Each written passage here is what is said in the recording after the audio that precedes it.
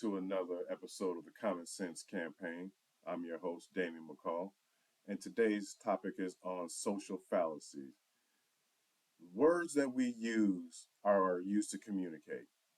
We have verbal and nonverbal communications, the way we use words, the way we use our body. But many people use words to manipulate. And I wanted to talk about some of the ways that words are used to manipulate in social fallacies, also known as logical fallacies. I found this on the internet, and I just want to give credit to Evan Thompson. I hope you don't mind me using this, but I like the way that this is laid out. And so I wanted to go right into how people use words to manipulate. And in these social fallacies, this one is called ad hominem. The ad hominem social fallacy is used when someone will attack someone's character rather than the issue. We saw this most recently with the murder of George Floyd. It wasn't the act of the officer that killed him, it was what kind of person he was. See, that's a weak argument. And to talk about what a fallacy is real quick, a fallacy is defined here, a mistaken belief, especially one based on unsound argument. So this is why these are called social fallacies. And you're going to see this in your relationships. You're going to see this on social media. You're going to see this in politics. You're going to see this in many areas of our social construct, which is the reason why it's important for us to be able to identify what it is that we're seeing and either one, stop doing it or defend yourself when it's being used against you. So, appeal to ignorance. An appeal to ignorance argues that a proposition must be true because it was not proven false or there is no evidence against it. See, you hear this a lot in relationships. You really do. Well, if you can't prove anything, then I must be telling the truth. Yeah, that's a weak argument. Those two are not equal. A false dilemma, false dichotomy. A false dilemma or false dichotomy presents limited options, typically by focusing on two extremes. And I like the example used here. America, love it or leave it. That's a weak argument. Just because you want a change in something or a better in something doesn't mean you have to throw the whole baby out with the bathwater. So again, another weak argument. A slippery slope argument assumes that a certain course of action will necessarily lead to a chain of future events. See, this is a fear tactic. Sometimes you will see this in ultimatums. So if you are being put up against a situation and you're forced to make a decision, it's almost as if someone is using that against you to hope that you fail at it because you didn't take that course of action. So again, slippery slope. Either pay attention to what you're seeing when you see it or stop doing it if you're doing it yourself.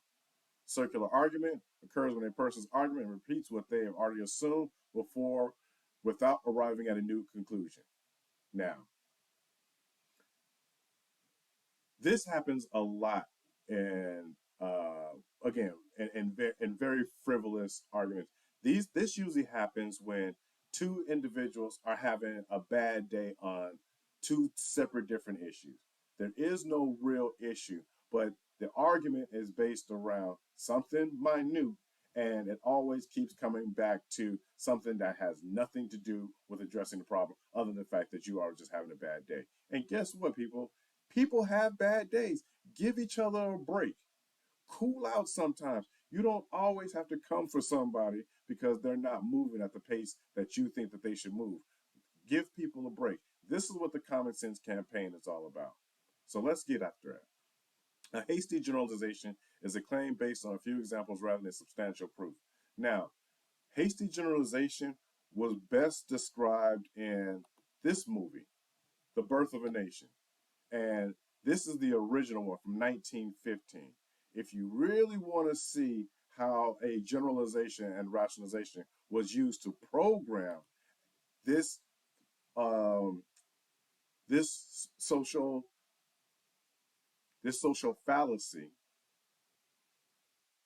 you'll then see that what we're experiencing is not happenstance. It's been programmed. This is something very old. So what we need to do is start to change those things and make sure that we stop doing them because it is tearing this country apart. It's tearing us apart socially and it's tearing us apart individually. Red herring. Red herring is an argument that uses confusion or distraction to shift attention away from a topic towards a false conclusion. This is something that we saw with President Trump, and he was the absolute master at this. He was able to do it, and he did it flawlessly, which one of the things that has gotten him the following that he has is because he never had to really address any issues because he was good at deflecting to a bigger topic or a less frivolous topic in order to make the other issue null and void. So, very good example. Appeal to hypocrisy. Now, this is something that children use against their parents all the time. They'll call their parents hypocrites if they have told them either too much about their particular past or something that they don't want them doing that they did as a child. But aren't you being a hypocrite if you don't want me drinking but you drink? This is what appealing to hypocrisy is. This is again a weak argument. Parents have learned over time. So but what the things that we shouldn't do is remind our children on how cool we were in high school. Let's be frank and honest, they don't care. We didn't care when our parents were cool in high school. So watch for the appealing to hypocrisy and understand that our children, they're children. Just like this country, it's a very juvenile and young country, and our children are very young and juvenile. So they're going to make their assumptions based on their limited knowledge. So don't fault them for that. Understand what they're doing, understand why they're doing it, and then we can work together to build healthy deterrence from those types of fallacies. So casual fallacies are informal fallacies that occur when an argument incorrectly concludes that a cause is relative to an effect. So we see this a lot in our government. They when they make us feel that if we don't support and do what they say do to the letter, then everything's going to fall all apart and we're going to wish we had their help. I totally disagree with that, but this is the reason why we're having the Common Sense campaign is because I believe that a lot of our answers and examples are already within us. We don't need more legislation. We don't need more laws. I just don't think we do. So sunk costs, another social fallacy. A sunk cost fallacy is when someone continues doing something because of the effort they already put in. You see this a lot in dead end relationships. Unfortunately, this happens a lot until people actually start to just downright hate each other. Unfortunately, there really isn't a fix for this other than to find a different route. You also see this in dead end jobs. But this is the reason why we have to do better with treating each other better, regardless of our walks of life, because until we all take that dirt now, we're all going to be in this thing together. So there's no need for us to have to put up with things that are sunk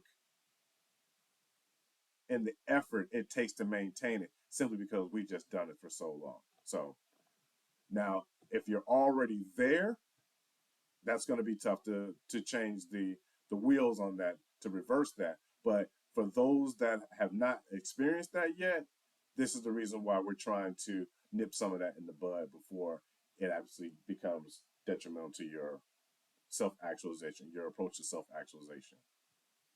Appeal to authority. Appeal to authority is the misuse of an authority's opinion to support an argument.